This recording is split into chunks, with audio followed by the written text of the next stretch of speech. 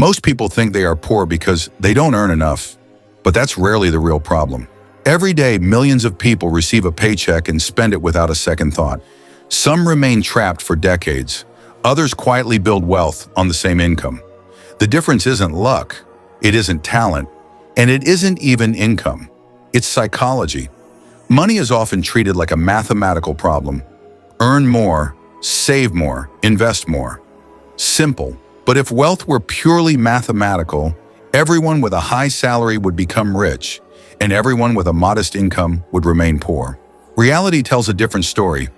There are people earning six figures who live paycheck to paycheck, drowning in debt, anxiety, and financial instability. At the same time, there are individuals with average incomes steadily building assets, increasing their net worth, and creating freedom. The difference begins long before money enters a bank account. It begins in the mind. The first battle of wealth is against scarcity. Scarcity is not merely the absence of money. It is a mental state. When people live in scarcity, their attention becomes consumed by immediate problems. Bills, expenses, emergencies, and short-term survival dominate their thinking. Psychologists have found that scarcity narrows perception. It forces the mind to focus on what is urgent while ignoring what is important. In this state, long-term planning becomes difficult. Investing feels impossible. Saving feels pointless. The future becomes invisible because the present feels overwhelming. This creates a dangerous cycle. When someone constantly feels deprived, they begin searching for relief. Not financial relief, emotional relief. And this is where spending becomes psychological. Most purchases are not made because people need something. They are made because people want to feel something. A moment of excitement, a sense of reward, a temporary escape from stress. The purchase becomes emotional medicine. Unfortunately, the effect fades quickly, leaving the original problem untouched. The person feels better for a moment and worse later when the bill arrives. Human beings are not naturally wired for wealth. They are wired for survival.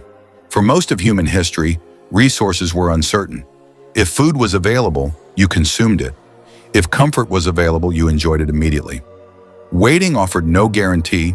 This ancient programming still exists inside modern financial behavior. The challenge is that wealth requires the opposite mindset. It requires sacrificing immediate pleasure for future benefit. It requires training instincts that were designed for survival, not prosperity. This is why many low-income earners sabotage themselves without realizing it. The sabotage is rarely dramatic. It happens in small decisions that seem insignificant. A purchase justified as a reward, a subscription barely noticed, an impulse buy explained away as harmless. Individually, these actions appear minor. Collectively, they become a pattern. Over time, the pattern becomes identity. The person begins to see themselves as someone who always struggles financially, even while actively reinforcing the behaviors that create the struggle. One of the greatest hidden dangers in personal finance is instant gratification. Modern society has perfected the art of making waiting feel unnecessary. Food arrives instantly. Entertainment appears instantly. Purchases arrive at the door within hours. Every system around us encourages immediate satisfaction. Yet wealth is built through delayed satisfaction. The ability to tolerate waiting has become one of the rarest and most valuable psychological skills in the modern world. Delayed gratification is not about deprivation. It is about strategic patience. It is the ability to recognize that every dollar spent today is a dollar that cannot work for you tomorrow. Wealthy thinkers understand something most people ignore. Money is not valuable because of what it buys today. Money is valuable because of what it can become over time. Every dollar carries future potential. Spending destroys that potential. Investing multiplies it. This is why discipline matters more than income during the early stages of wealth building. Income determines how much money enters your life. Discipline determines how much it stays. Without discipline, higher income simply creates higher spending. This explains why financial problems often survive promotions, raises, and career success.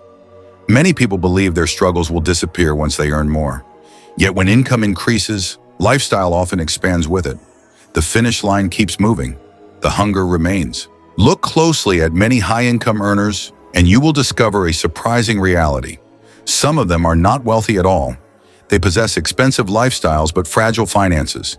Their income creates the appearance of success, while their behavior prevents actual wealth. They drive luxury vehicles, wear status symbols, and maintain an image of prosperity, but beneath the surface they own very little. Their money flows outward as quickly as it arrives. This reveals an important distinction. Looking rich and becoming wealthy are completely different goals. Looking rich is a public performance. Becoming wealthy is a private process. Looking rich requires spending. Becoming wealthy requires restraint. Looking rich seeks validation from others. Becoming wealthy seeks freedom from dependence. One is visible, the other is often invisible for years. At the core of financial success lies identity. People do not simply act according to their goals. They act according to who they believe they are. Someone who identifies as financially disciplined naturally makes different decisions than someone who identifies as financially unlucky.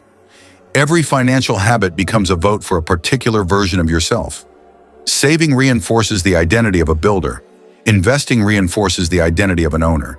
Impulsive spending reinforces the identity of a consumer. This is why daily habits matter so much. Wealth is rarely the result of a single decision. It is the accumulation of thousands of small decisions repeated consistently over time. Most people underestimate the power of these choices because their effects are invisible in the beginning. The first saved dollar changes nothing. The first investment appears insignificant. The first act of discipline feels meaningless. But compounding is one of the most powerful forces in existence. Small actions repeated long enough become extraordinary outcomes. Patience, therefore, becomes a competitive advantage. In a world obsessed with speed, patience feels almost unnatural. Most people abandon good financial habits because results arrive slowly. They want evidence immediately. They want visible progress now. But wealth rewards those who can remain committed without constant validation. The ability to continue making intelligent decisions while seeing little short-term rewards separates builders from dreamers. Wealthy thinkers also approach decisions differently. They do not ask, "Can I afford this?" They ask, "What will this decision cost me in the future?" They view money through the lens of opportunity cost. Every financial choice closes one door and opens another. A dollar spent today cannot be invested tomorrow. Time lost cannot be recovered. Resources directed toward status cannot be directed toward freedom. This perspective transforms ordinary decisions into strategic decisions. Ultimately, financial freedom is deeply connected to self-control. Every act of self-control strengthens independence. Every impulse resisted strengthens future options. Money amplifies behavior. It does not magically transform people. Someone who lacks control with a little money often lacks control with a lot of money. The habits remain, the psychology remains, only the numbers change. This is why wealth should never be viewed as a money problem first. It is a behavior problem. It is an identity problem. It is a psychology problem. Before wealth appears in a portfolio, it appears in decisions. Before it appears in decisions, it appears in beliefs. The people who quietly build wealth on low incomes understand a truth that many never discover. Financial freedom is not created by earning extraordinary amounts. It is created by thinking differently about ordinary amounts.